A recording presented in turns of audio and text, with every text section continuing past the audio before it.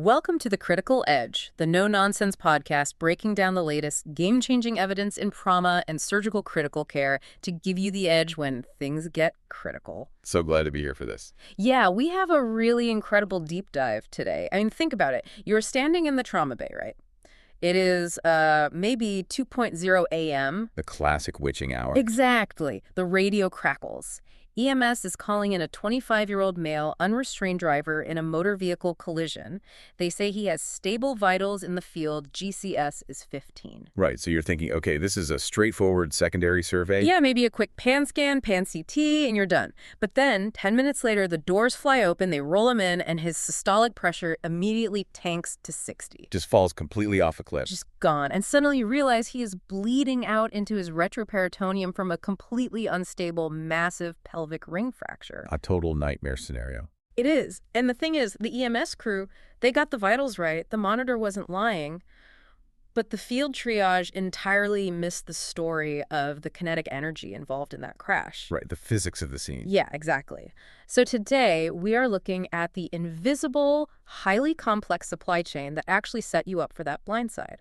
We are doing a deep dive into the foundational text, Field Triage and Trauma Systems in Civilian Medical Care by Christopher S. Davis and Mark A. DeMoya. And it's just a phenomenal piece of literature to analyze. Yeah. Because as trauma surgeons, as intensivists, our operational focus is inherently hyperlocal. Right, we're right there at the bedside. Exactly. We were fixated on the operative field, the massive transfusion protocol, correcting the coagulopathy, tweaking the ICU ventilator settings. Yeah.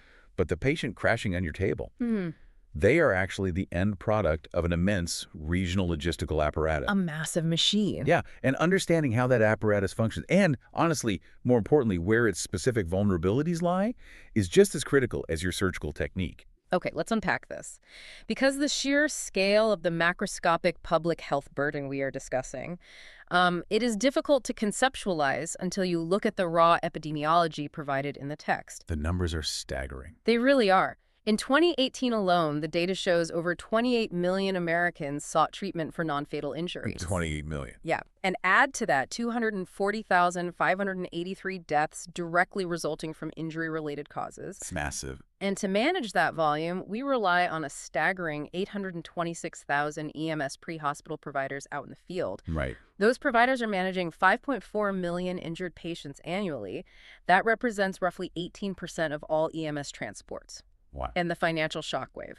We are looking at $149 billion in direct medical costs, compounded by an estimated $587 billion in lost productivity. This is a monolithic public health crisis. It absolutely is, and that macroscopic crisis translates directly to the micro-level decisions you make in the bay every single day. Yeah, it all trickles down. For the surgical audience listening to this deep dive, this text defines the parameters that govern the high-stakes supply chain logistics problem that begins on the side of a dark highway and ends under your OR lights. Right. We are going to rigorously evaluate the evidence-based triage systems that dictate who bypasses the local community hospital to arrive at your level eye center. Which is such a crucial decision point. Absolutely.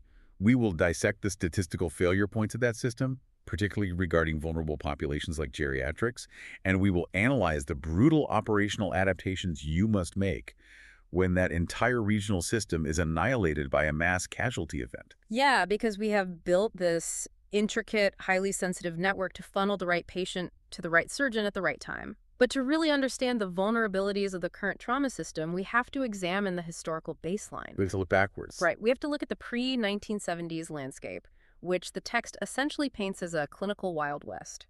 Oh, it was totally the scoop and run era. It is a period that seems completely antithetical to modern surgical doctrine. I can't even imagine operating like that now. Right. Prior to the formalized systems we have today, triage was dictated entirely by geographical proximity. And whoever was closest. Exactly. A patient sustained a high-velocity gunshot wound or, say, a massive deceleration injury from a crash, and EMS transported them to the closest physical hospital doors. Wow. It did not matter if that facility lacked a blood bank or an in-house surgeon or a specialized intensive care unit, they just drop them off. The mortality data from that era must have been just catastrophic. I mean, you were essentially rolling the dice on whether the closest hospital has the capability to open a chest or pack a liver. It was a literal lottery. What's fascinating here is how the epidemiological data finally caught up to the gruesome clinical reality of that localized approach. Yeah, the data finally proved what surgeons probably already knew. Precisely. The text brings up the landmark San Francisco versus Orange County study, which honestly remains one of the most vital proofs of concept in the history of our field. Such an important paper. The researchers conducted a comparative analysis of motor vehicle crash outcomes between two distinct regional models in California. Okay. In San Francisco, they had instituted a centralized model where all severely injured victims were routed to a single, dedicated trauma center, completely bypassing smaller local facilities. Right. So a true hub-and-spoke model. Exactly. But in Orange County, they maintained the legacy closest hospital model. That is a perfect natural experiment. You have two major Californian populations, similar mechanisms of injury, but two completely divergent logistical philosophies. Yep. So what did the final analysis reveal about the mortality delta between the two? The delta was undeniably damning for the legacy model. When analyzing the Orange County cohort, the patients taken to non-designated geographically proximate hospitals, the researchers identified a staggering rate of preventable mortality. How staggering are we talking? 2/3 of the non-brain injury-related deaths and 1/3 of the deaths associated with traumatic brain injuries were deemed potentially preventable. Wait, 2/3? 2/3. We are talking about patients who exsanguinated from splenic lacerations or developed irreversible shock from tension pneumothoraces simply because they were delivered to a facility incapable of definitive surgical intervention. 2/3 of non-TBI deaths. That completely shatters the assumption that getting the patient to any doctor as fast as possible is the primary goal. It totally disproves the scoop and run theory. It really does. It proves mathematically that the logistical routing of the patient is just as critical to survival as the trauma surgery itself. I mean, an unequipped hospital is literally a lethal destination for a major trauma patient. Exactly. And that realization is what forced the massive paradigm shift. In 1976, the American College of Surgeons intervened. The ACS steps in. Right. They published the first iteration of optimal resources for the care of the seriously injured. And this document is the true genesis of the modern designated trauma center. A huge milestone. Huge. The ACS recognized that trauma care could not be a decentralized, opportunistic endeavor anymore. It required rigid, standardized criteria for personnel, immediate availability of critical care resources, and formalized institutional commitment. But you know, the ACS also had to recognize the economic reality of the United States. Oh, absolutely. Yeah. Cannot mandate that every 50-bed community hospital in the country staff a 247 in-house trauma surgeon, a neurosurgeon, and an orthopedic traumatologist. No, the system would go bankrupt in a week. Right. The resource density required for that is simply too high. Exactly the issue.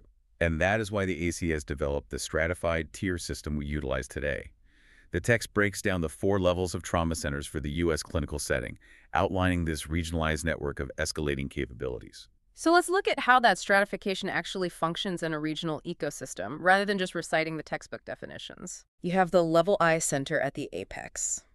As surgeons operating in these facilities, we know it is the regional hub, providing definitive care for every aspect of injury, all the way from prevention through to rehabilitation. The full spectrum. But the true differentiator of a Level I isn't just having all the subspecialists on speed dial, right? It's the systemic mandate. The text emphasizes that a Level I must provide leadership in system planning, education, and research. Yeah, that academic and research mandate is a massive differentiator. It really is. Moving down the tier, a Level 2 center provides comprehensive trauma care, and, in many regions, it serves as the primary clinical workhorse, supplementing the Level I hub. Right, because the Level I can't absorb everything. Exactly. And if a region lacks a Level I entirely, the Level 2 must step up and assume that mantle of regional leadership and education. Okay, then you have the Level 3 and Level 4 facilities, which really act as the critical geographic safety net. The front lines? Yeah. A Level 3 provides assessment, resuscitation, and emergency procedures, with the crucial requirement of continuous general surgery coverage. Right. Someone has to be there to stop the bleeding. Exactly. Their mandate is stabilization, and for highly complex injuries, the immediate arrangement of transfer to a Level 1 or 2. Yes. And then level 4s are typically your rural facilities. They guarantee 24-hour ED physician coverage to provide initial ATLS assessment, stabilization, and rapid execution of transfer agreements. They are the vital link in the rural chain of survival. So, if we look at this highly stratified system from an engineering perspective, the Level I Center is basically the primary transformer on an electrical circuit board. I like that analogy. Yeah, and that brings up a massive operational headache. If the Level I Center has the lowest mortality rates and the highest concentration of specialized surgical talent, the natural instinct for EMS is to send every GMA patient there. Of course. Send them to the best. But if you bypass the local substations, the level 3s and IVs, and you plug every single household appliance into the main grid's primary transformer, the system undergoes a catastrophic meltdown. It blows a fuse. Exactly. The bay becomes gridlocked with minor lacerations and isolated extremity fractures. And when the ruptured abdominal aortic aneurysm or the multi-system blunt trauma finally arrives, your teams are totally paralyzed. That circuit board analogy perfectly encapsulates the fundamental crisis of trauma system logistics. It's a delicate balance. We have definitive proof that specialized care saves lives, but that specialized care is a critically finite resource. Therefore, the entire system relies on an accurate, high-fidelity sorting mechanism out in the field. A filter. Yes, we require a filter that can reliably differentiate the isolated ankle fracture from the occult retroperitoneal hemorrhage. Which brings us to the operational core of Davis and DeMoya's chapter. We have 826,000 pre-hospital providers operating in chaotic, highly unpredictable environments. The hardest environment in medicine. Right. So how do we standardize their sorting process? Well, they are equipped with the ACS-COT and CDC field triage decision scheme. Right, the algorithm. The current algorithm, which was revised in 2006 and 2011, is a rigidly structured sequential 4-step clinical pathway. Sequential is the key word there. Exactly. EMS is trained to evaluate the patient through these steps in order. If the patient triggers a positive criterion at any step, the algorithm halts right there, and transport to a designated trauma center is mandated. The sequential nature of the algorithm is its most critical design feature. It is built to cast a wide net initially and then progressively narrow the criteria to catch the occult injuries. Let's analyze step 1, physiologic criteria. This step relies on the core ATLS primary survey metrics, Glasgow Coma Scale, systolic blood pressure, and respiratory rate. The basics. Right. But here's where it gets really interesting. Relying primarily on these physiologic signs is an incredibly dangerous clinical trap. As surgeons, we see this constantly. It is a profound vulnerability in the triage process. Physiology is inherently deceptive, especially in the initial hours post-injury. Oh, totally. Consider a young, healthy patient who sustains a severe hepatic laceration. Their robust compensatory mechanisms, specifically that massive endogenous catecholamine surge, will clamp down their peripheral vasculature. Right, they just squeeze everything tight. Exactly. They will maintain a perfectly normal systolic blood pressure for an extended period, entirely masking their profound state of hemorrhagic shock. They look completely hemodynamically stable on the EMS monitor right up until the exact moment they exhaust their physiologic reserve. And then it's over. Yeah, once that catecholamine drive fails, they don't slowly degrade, they fall right off a physiological cliff. Yep. If a pre-hospital provider relies strictly on step 1, they see a normal blood pressure, they assume low acuity, and they triage that patient to a level 3 or 5E facility. And that sets the stage for a completely preventable death. Which is precisely why the algorithm mandates progression to step 2. Anatomic criteria, assuming the patient passed step 1. Right, you can't just stop at vitals. The absence of physiologic derangement does not equate to the absence of severe structural failure. Step 2 forces the provider to look for obvious anatomic catastrophes. Like what, specifically? Things like penetrating trauma proximal to the elbows and knees, flailed chest, amputations proximal to the wrist or ankle, suspected pelvic fractures, open or depressed skull fractures, and new onset paralysis. So step 2 catches the kinetic energy that hasn't yet translated into physiologic collapse. Vaguely. The bleeding pelvic ring fracture might not have tanked the systolic pressure yet, but the mechanism and the palpable instability dictate that this patient requires a massive transfusion protocol and an orthopedic traumatologist immediately. Right now. But even with step 1, step 2 combined, the net still has massive holes, doesn't it? Huge holes. And that is why the ACS-COT engineered the safety net steps 3 and 4. Yeah. Step 3 evaluates the mechanism of injury. Exactly. This step requires the provider to analyze the physics of the scene. independent of the patient's current clinical presentation. Did the patient experience a fall greater than 20 feet? Was it a high-risk auto crash? And how do they define high risk in the field? The text explicitly defines high-risk crashes as involving intrusion into the passenger compartment, partial or complete ejection from the vehicle, or death in the same passenger compartment. Man, that last criterion, death in the same passenger compartment, is a grim but highly predictive metric. It tells you everything you need to know about the energy. It is pure physics. If the kinetic energy transfer was sufficient to cause fatal trauma to the driver, the passenger in the adjacent seat absorbed a comparable, potentially lethal amount of energy. Right. Even if their vitals are currently pristine and they lack obvious anatomic deformity, Step 3 acknowledges that severe energy transfer equates to severe occult injury. Then Step 4 applies special considerations, which modifies the triage decision based on the patient's unique biological baseline. Okay, so looking at the actual patient history. Yes.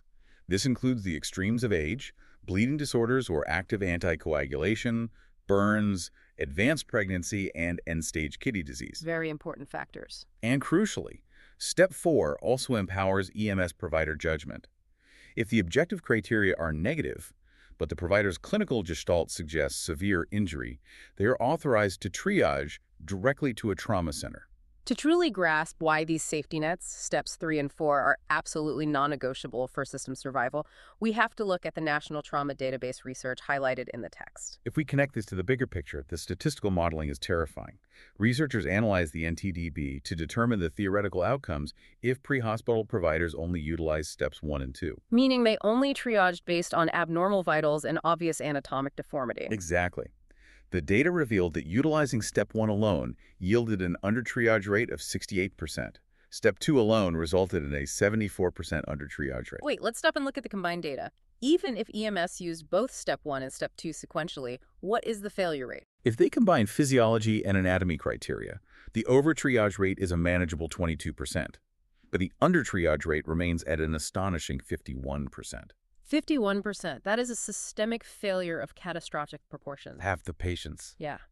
If we relied solely on the objective medical indicators, vitals and visible wounds, more than half of the patients requiring the multidisciplinary resources of a level I or II trauma center would be inappropriately routed to local community hospitals. Which is a death sentence for many. Exactly. For our listeners managing trauma systems, this data point is the paramount takeaway. The physics of the crash and the patient's medical history, Steps 3 and 4, are the only mechanisms preventing a literal coin flip failure rate in the field. It perfectly illustrates the limitations of pre-hospital diagnostic capability. We cannot diagnose a grade IV splenic laceration or a subtle epidural hematoma on the side of the road. You just can't. You don't have a CT scanner in the rig. Exactly. We have to infer it from the mechanism and the patient's baseline risk factors. But relying on inference brings us to the immense operational balancing act that trauma directors fight every day.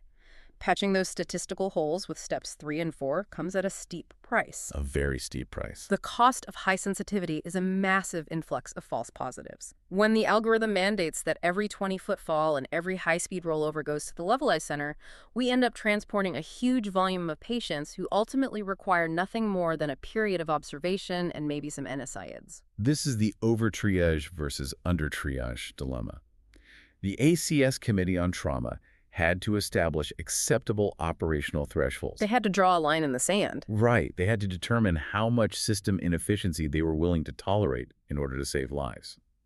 The current ACS-CIACH acceptable goal for undertriage is a strict 5%. Only 5%. Yes. Conversely, the acceptable goal for overtriage is a massive 25% to 35%. Wait, we just accept a 35% overtriage rate as standard operating procedure. We do. As a surgeon managing the floor, that 35% is not just a statistical artifact, that is a crippling operational tax. It burns the team out. It really does.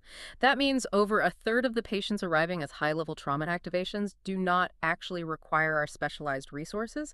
It means the CT scanners are backlogged, the trauma bays are constantly turning over low-acuity patients, and the surgical residents are exhausted. Yeah, the friction is real. Furthermore, it drains EMS resources from the community and financially penalizes the bypassed regional hospitals.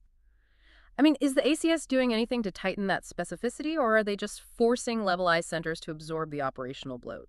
It is a completely valid frustration, and the operational strain is immense. Mm. However, the ACS justifies that 35% overtriage burden based on the lethal consequences of the alternative. The undertriage. Exactly. The text cites the landmark 2006 National Study on Costs and Outcomes of Trauma, the NSF study. A huge pain. Huge. This prospective cohort study definitively proved that for severely injured patients, receiving care at a designated trauma center reduces the mortality rate by 25% compared to receiving care at a non-trauma center. A 25% absolute survival advantage is massive. It is. Undertriage denies the patient that survival advantage. If a patient with a severe occult injury is sent to a level 5 facility, the delay in definitive hemorrhage control or neurosurgical decompression directly increases their probability of death. Every minute counts. So the ACSCO essentially mandates that the trauma system must absorb the massive operational and financial tax of 35% overtriage to guarantee we do not miss the 5% who will definitively die if triaged incorrectly. I understand the morbidity reduction, but it begs the question of how we are defining and measuring need in these retrospective studies. The definition problem. Right. When researchers look at registry data to determine if a patient actually required the level I center they were sent to, what is the gold standard? Because if we are judging field medics based on data they couldn't possibly have known, the system is rigged against them. That is one of the persistent structural flaws in trauma system research. There is no perfect gold standard for determining trauma center need. So what did they use historically? Early epidemiological studies utilized mortality as the primary proxy. If the patient died, they retroactively needed a trauma center. That seems flawed. Highly flawed. As Davis and DeMoya point out, mortality is far too blunt an instrument.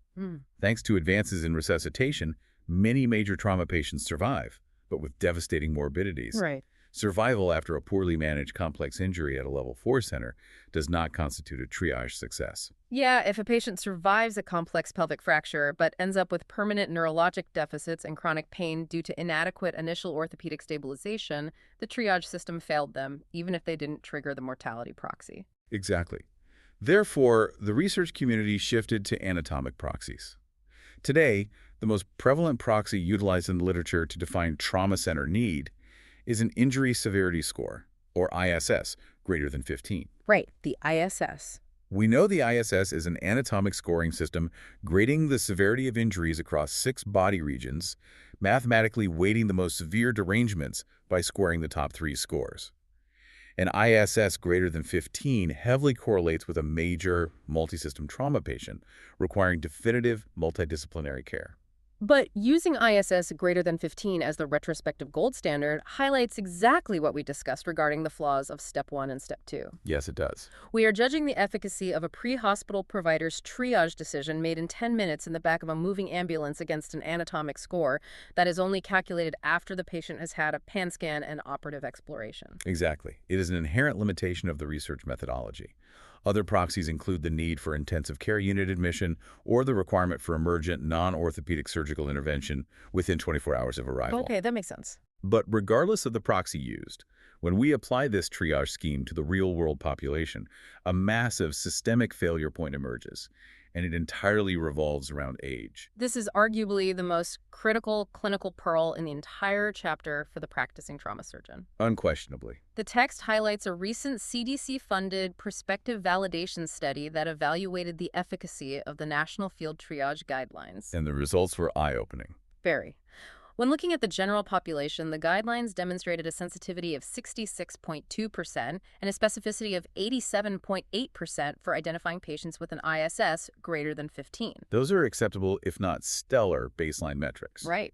But when the researchers stratified the validation data by age cohorts, the systemic blind spot became glaringly apparent. The sensitivity for the pediatric population was highly robust at 87.4%.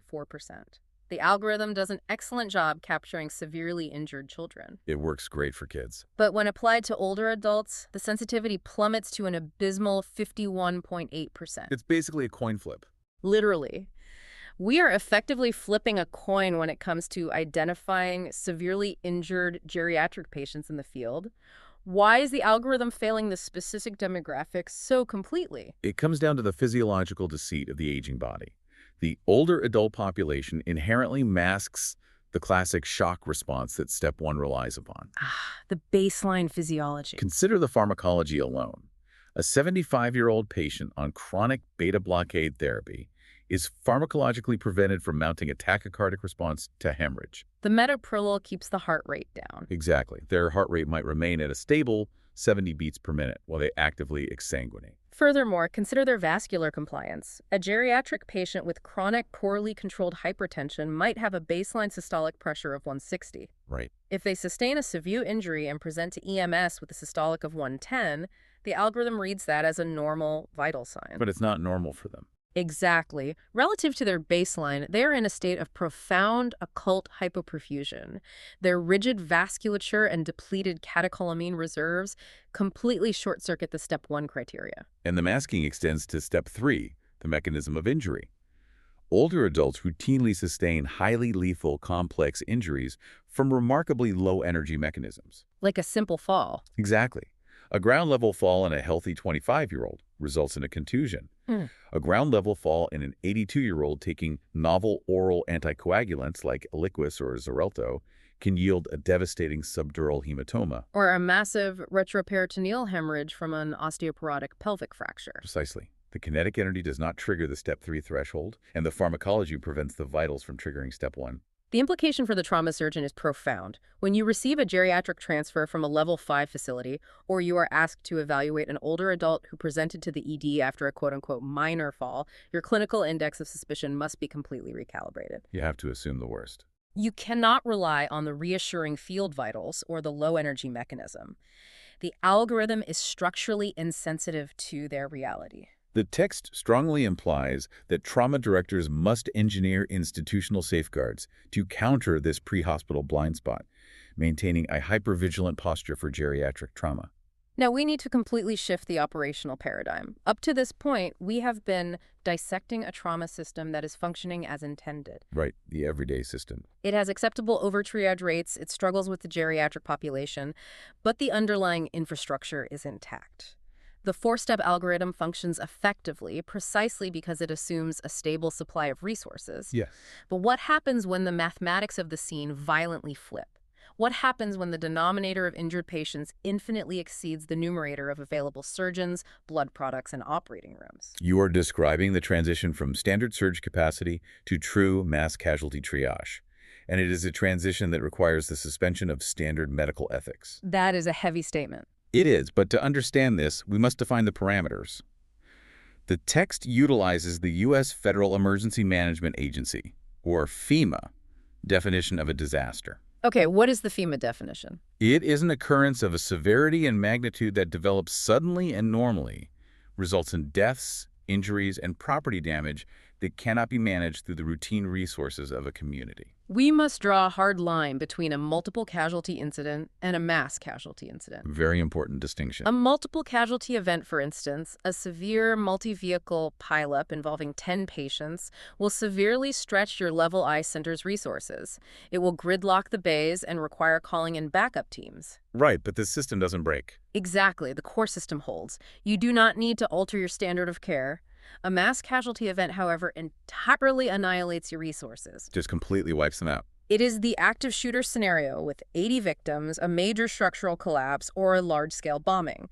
You cannot simply surge your staffing. The demand has eclipsed the maximum theoretical supply. And when demand infinitely exceeds supply, the core ethical foundation of the surgical profession must undergo a brutal realignment. How so? Under standard daily operations, our ethical mandate is fiercely individualistic. We are taught to do the greatest good for each individual patient. Right.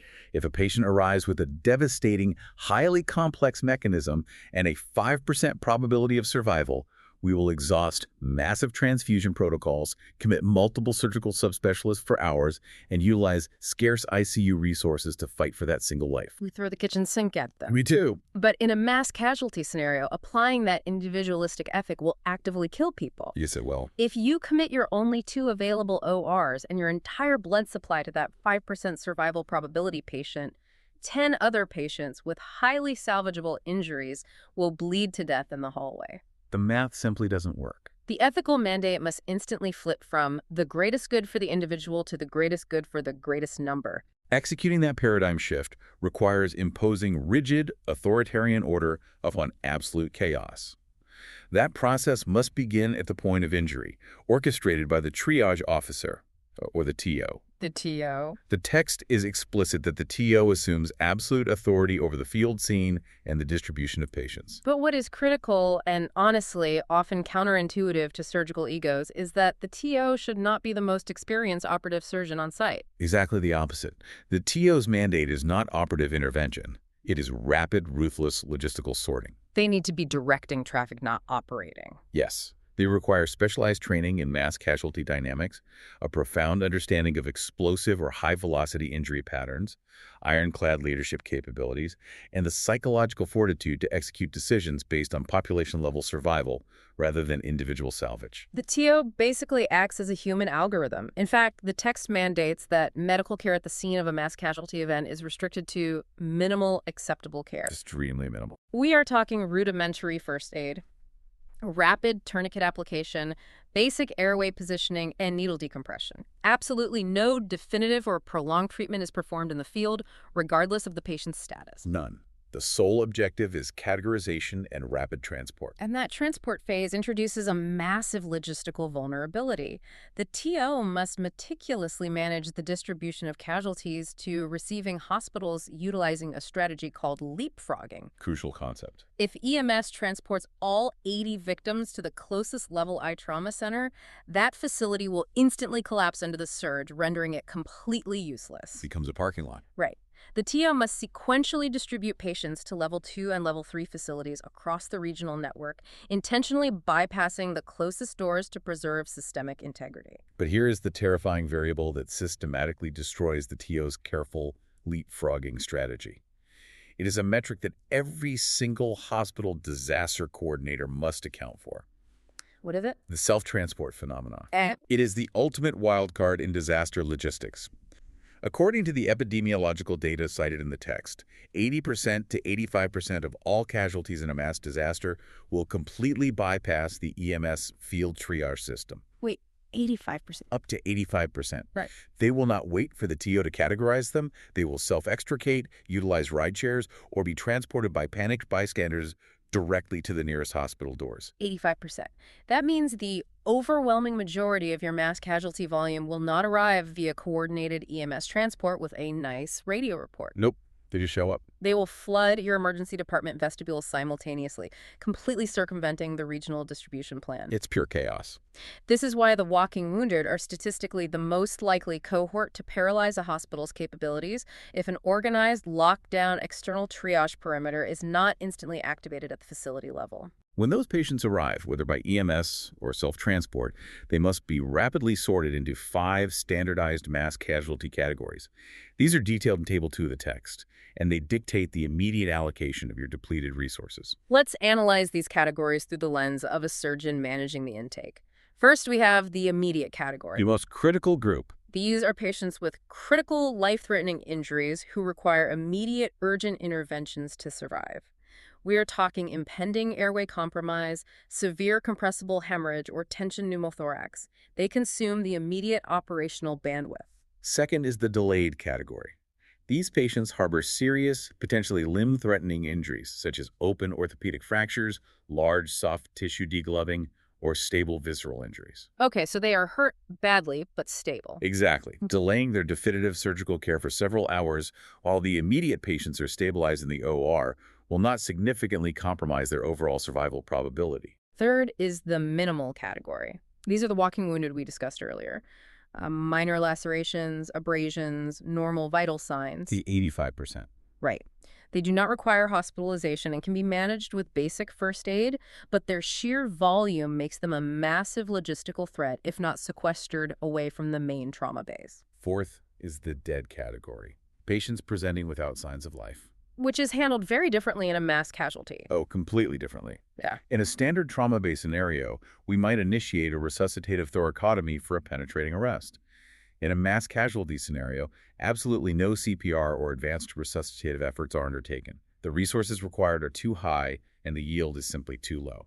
And finally, we reach the fifth category, the expectant category. The hardest one. So what does this all mean? For a highly trained U.S. trauma surgeon, confronting the expectant category induces profound moral injury. It really does. These are patients who have sustained devastating, life-threatening injuries. They still possess signs of life. They have a palpable pulse. They're making respiratory efforts. They are alive. But the injuries are so severe that they are expected to die even with maximal intervention, or their treatment would require such an exorbitant expenditure of time, blood products, and surgical personnel that multiple immediate patients would definitively die while you attempted to save this single life. It is a devastating reality. You are required to actively withhold life-saving care from a living, breathing patient. It goes against everything we are taught. It violates every fundamental instinct ingrained in acute care providers during their decade of surgical training. Distributing resources based solely on population-level survivability, up to and including the active denial of care, is brutal. Brutal is the right word. The text rightfully acknowledges that this is a practice paradigm most acute care providers receive minimal practical training for, and one that inflicts significant psychological trauma on the clinicians forced to execute it. It is the stark, unforgiving mathematics of doing the most good for the most patients. It is a heavy, sobering reality to confront. We have analyzed an immense amount of system-level data today, tracing the logistics of trauma from the chaotic pre-hospital environment directly to your trauma bay doors. A lot of ground covered. To synthesize this, I want to run through a rapid-fire Q&A to directly apply the text's findings to the daily clinical practice of our surgical listeners. Let's translate the epidemiology into actionable clinical protocols. Okay, question 1. Based on the severe undertriage rates, we analyzed specifically the CDC validation study demonstrating a 51.8% sensitivity in older adults. Should trauma directors and regional networks proactively lower the physiological and mechanistic activation thresholds for geriatric trauma? Based on the data presented, the answer is an unequivocal yes. The text provides the evidence base for heightened geriatric vigilance. So what does that look like in practice? If you are managing a trauma system, you must acknowledge that standard field parameters will systematically fail this demographic. You should advocate for modified, age-specific institutional protocols. Like lowering the threshold for a trauma team activation. Exactly. This could manifest as lowering the mechanism of injury threshold required to trigger a full trauma team activation in patients over 65, or establishing a much lower threshold for liberalizing pan-scan imaging, even when the patient's initial hemodynamics appear deceptively stable. You must assume occult injury until definitively proven otherwise. Excellent. Question 2. In the context of a mass casualty event, how do we operationally manage the massive influx of minimal or delayed patients, particularly the 85% who self-transport, to ensure they do not silently decompensate in a sequestered waiting area while we are entirely focused on operating on the immediate patients? The text provides a clear, non-negotiable mandate for this vulnerability. Triage in a mass casualty event is never a static, one-time decision. It has to be dynamic. Absolutely. Due to the chaos and the speed required, initial triage errors are not just possible, they are entirely expected. Therefore, your institutional disaster plan must incorporate a dedicated system staffed by competent clinicians for the continuous reevaluation and monitoring of the minimal and delayed cohorts. Because things change. Rapidly. The patient categorized as minimal, who walked in with mild abdominal discomfort, might have a slow mesenteric bleed. 2 hours later, when their pressure drops, they instantly become an immediate patient. Continuous cyclical reassessment is the only operational safeguard against delayed mortality in the waiting areas. That brings us to the conclusion of our deep dive into this foundational chapter. We have traced the vital evolution of the ACS trauma system, analyzing the data that finally killed the lethal scoop-and-run methodology. A critical evolution. We dissected the absolute non-negotiable necessity of the four-step field triage algorithm, specifically the mechanistic and special consideration safety nets of steps 3 and 4 required to identify occult injuries before physiologic collapse. Essential safety nets. We challenged the precarious operational balance of accepting a 35% overtriage tax as the mandatory cost of preventing undertriage mortality. And we confronted the brutal, counterintuitive ethical realignment required during mass casualty events where the mathematics of survival force us to abandon the individual for the preservation of the population. For your clinical practice moving forward, the applications from Davis and DeMoya are clear. Do not blindly trust field vitals, especially when evaluating your geriatric population. Maintain a razor-sharp index of suspicion for occult shock. Always. Advocate fiercely within your regional networks to ensure EMS systems strictly utilize and document steps 3 and 4. And critically, review your facility's disaster response plan tomorrow. Verify that it accounts for the sheer logistical nightmare of the 85% of mass casualty victims who will bypass the field triage officer entirely and flood your vestibule unannounced. We always like to leave you with one final thought based on the text, a thread to pull on as you head into your next shift, scrub into your next case, or sit down to revise your hospital's mass casualty protocol. This raises an important question. The text states empirically that 80 to 85% of mass casualty victims naturally bypass the EMS field triage system, opting to self-transport to the nearest physical hospital. Right. If that is the highly predictable, statistically validated reality of human behavior during a crisis, is our entire conceptual model of field-based disaster triage fundamentally misaligned with human psychology. Oh, that is a fascinating point. We expend massive financial and operational resources training for orderly field sorting, establishing command perimeters, and orchestrating complex leapfrogging transport plans. But if the overwhelming majority of victims instinctively reject that coordinated system and simply flee to the nearest red H they recognize, how do we engineer a trauma system that anticipates the reality of human panic, rather than relying on the idealized fiction of an orderly, compliant disaster scene? A profound operational question to consider the next time you walk through the ambulance bay doors of your hospital. Thank you for joining us on The Critical Edge. Keep pushing the boundaries, trust your training, and we'll see you on the next deep dive.